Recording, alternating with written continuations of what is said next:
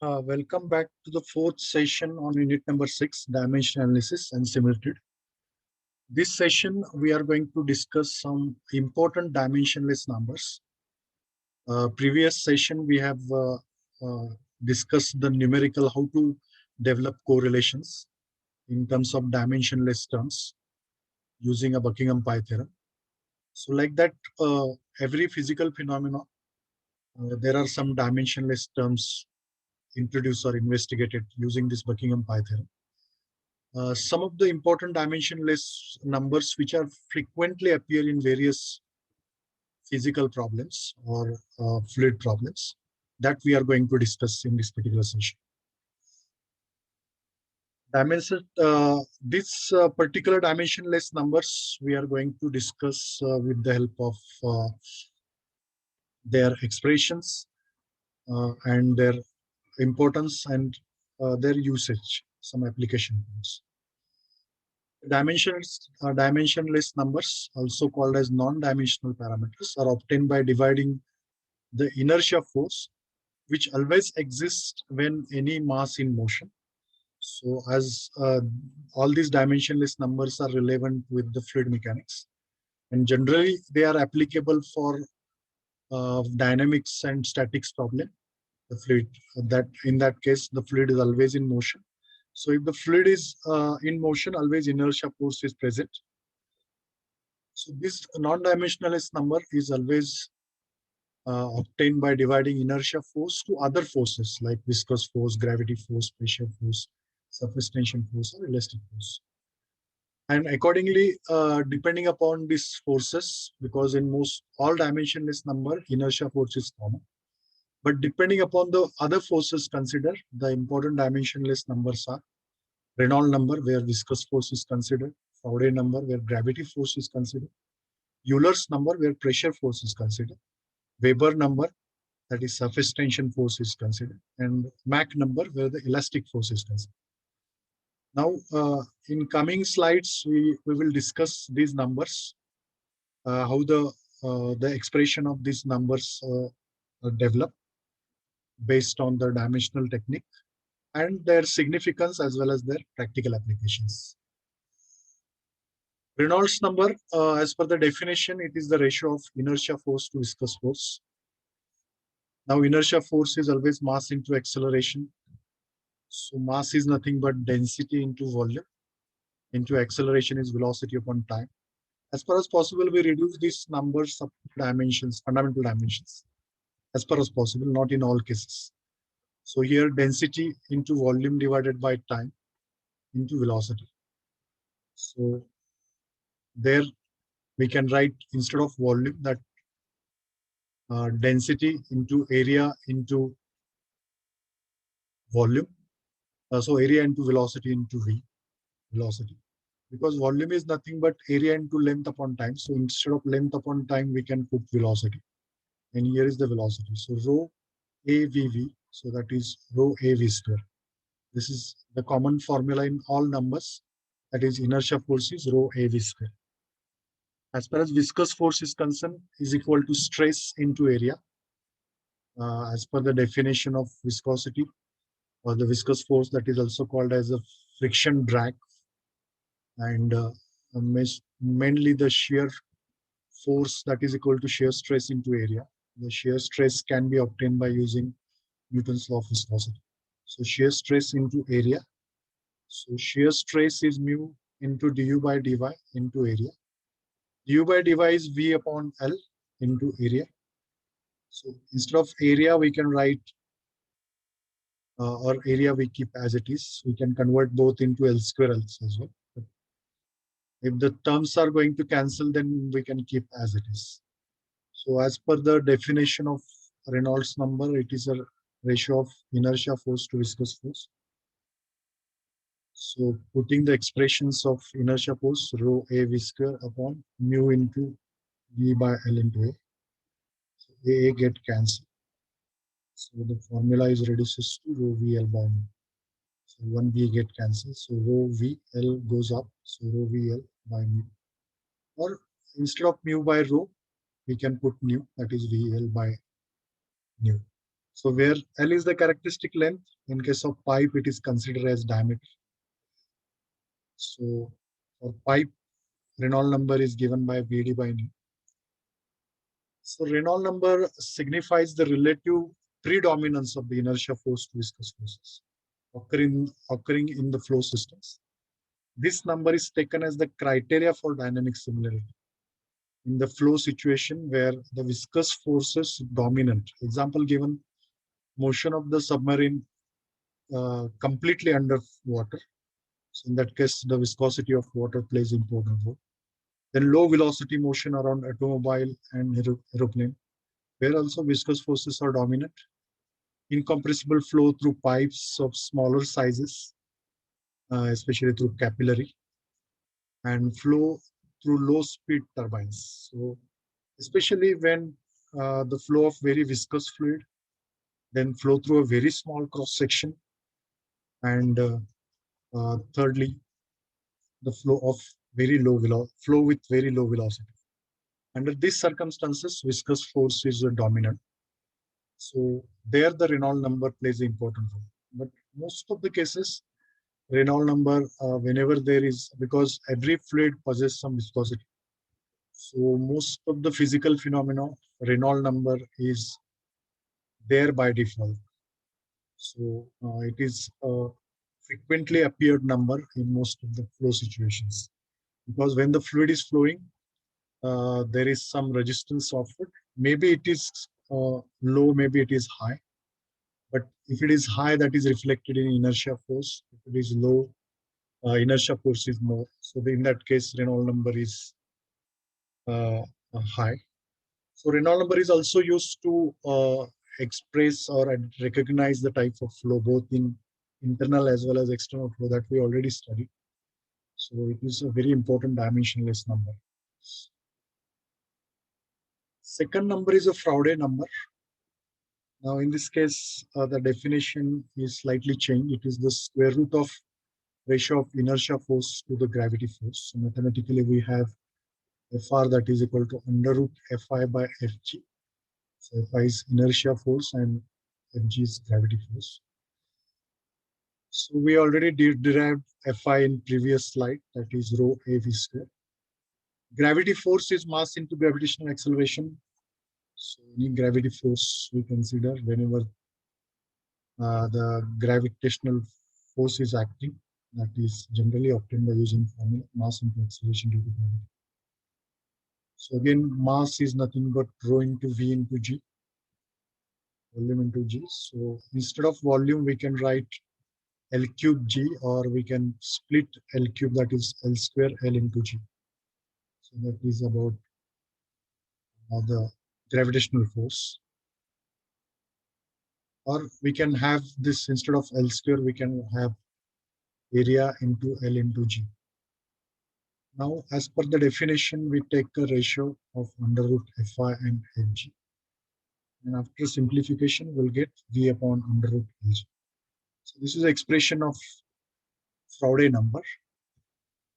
So Froude number governs the dynamic similarity of flow situation where gravitational force is most significant and all other forces are comparatively negligible. So examples are floor notches and weirs, the flow over a spillways of a dam, then flow through open channels considering waves and jumps. So all the naturally occurrence flows. So naturally flow is occurred or flow is taking place. For example, flow of channel from one place to another place. So that is only flow because of the gravity. No external agencies is there. So motion of ship in rough and turbulent sea, that especially the old ships where the gravity force is acting. So along the direction of flow, if it is flowing, then that is also considered as a gravitational force. So motion of ship in rough and turbulent sea. So these are some examples where Froude number is used. So depending upon, so these numbers are like that, various numbers are there. So if you study a particular flow phenomena, and if you know the situation, you can initially only predict that which numbers will come in the dimension in the equation, or which number is significant in that particular flow phenomenon. So that's why this number understanding or significance is important. So this is the second number where this number is significant when gravity force is uh, most important. Or gravity force is significant as compared to other forces. And the third number is Euler's number.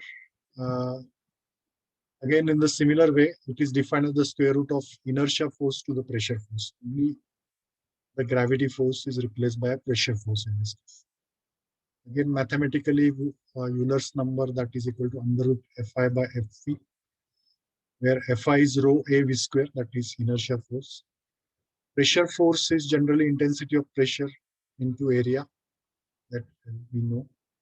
So if we take a ratio of Fi by Fb and putting in expression in Euler's expression, that is U that is equal to under root rho a v square upon P into A. After rearranging, we get V upon under root P by rho. So earlier in Froude number, it is V upon under root L by under root Lg. So here it is P by rho. So only the denominator quantity will change in each case. So this is a Euler's number. It mainly important in a flow problem or situation in which pressure gradient exists between the flow phenomena. So for example, discharge through orifice, mouthpieces, and sluice. Pressure rise due to sudden closure of wall. There also Euler's number will come. Flow through pipes, where a long pipeline, across the section, the pressure drop is there. But there the Reynolds number is also important. But here, if we have to develop a relation of pressure drop, then this Euler's number is also important. And finally, water hammer created in penstock. So these are the examples where Euler number plays very important role. Next number is a Weber number.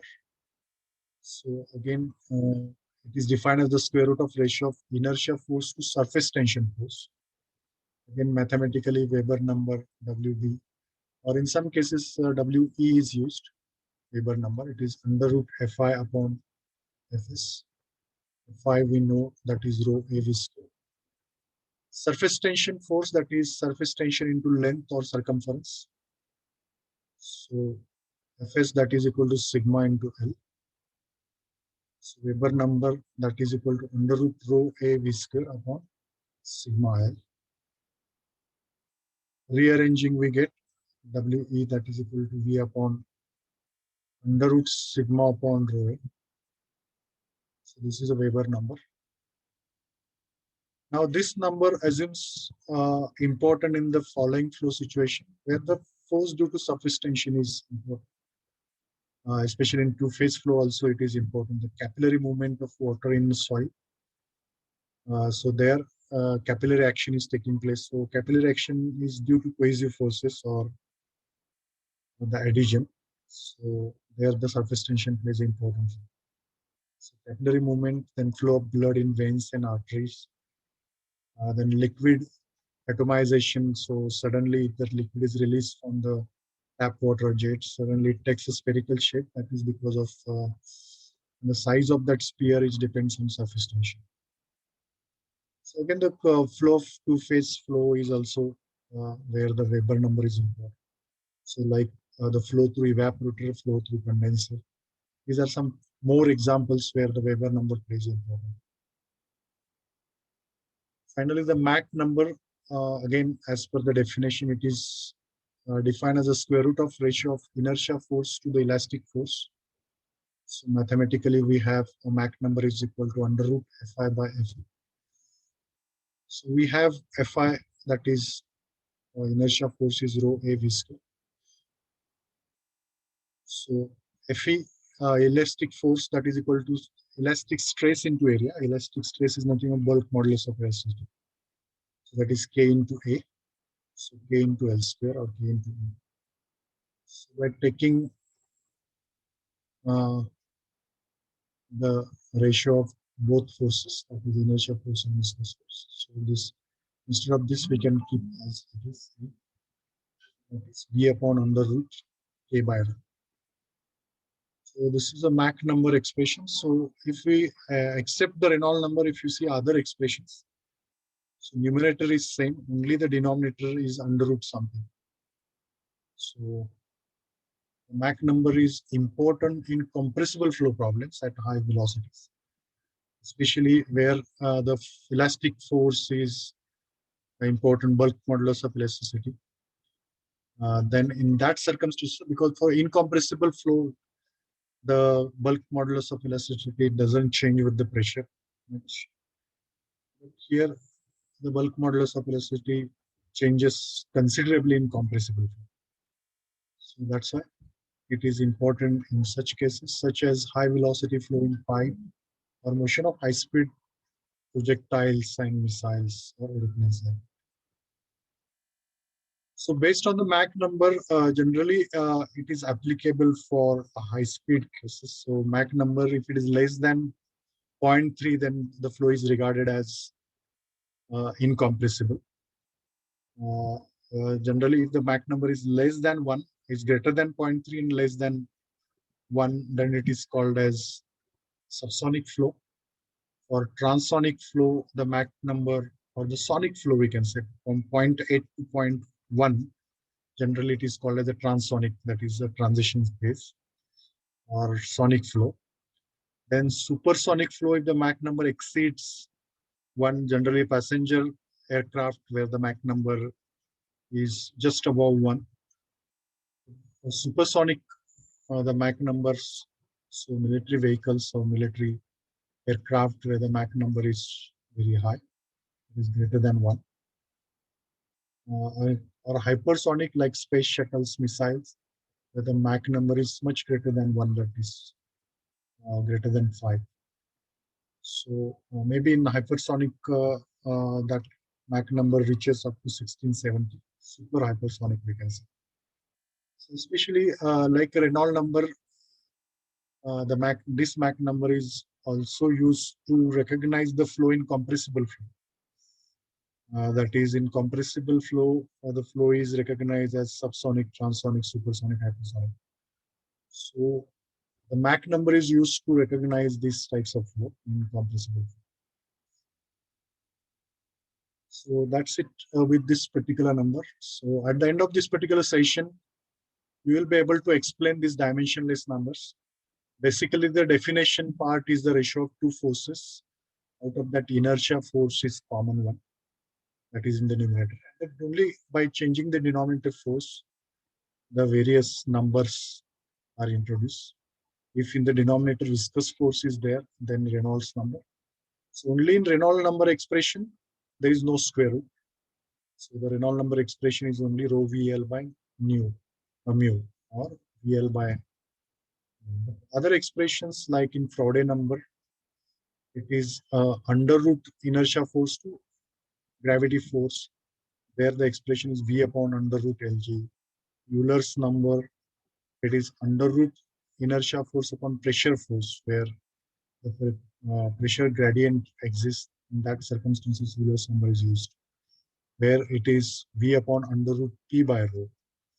Then for Weber number, it is under root inertia force to surface tension force.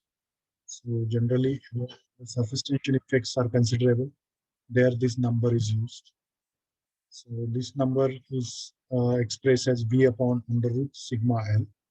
And the Mach number, finally, it is the ratio of under root inertia force to the elastic force, where the formula is V upon under root K by rho. So these are the expressions you have to memorize, especially for modeling purpose. When we go to the next section, that is simulated. So there are different models based on these numbers, and depending upon the applications what we have discussed, because in this session we have discussed the definition of these numbers as well as their specific applications where these numbers generally important. So for this, the respective situations, generally respective models are used, similarity models are used. So Reynolds model, in most of the cases it is used. Most of the applications where gravity force is there, their Faraday model is used. So according to model laws that we are going to discuss in coming sessions, these numbers are very much essential. And there you have to while solving numericals, there you have to understand, or there you have to memorize, use these expressions of dimensionless numbers. So even in MCQ examinations, so you must know which forces are involved in which number. So this part is also helpful for the MCQ as well. With this, we have completed this session. Thank you very much.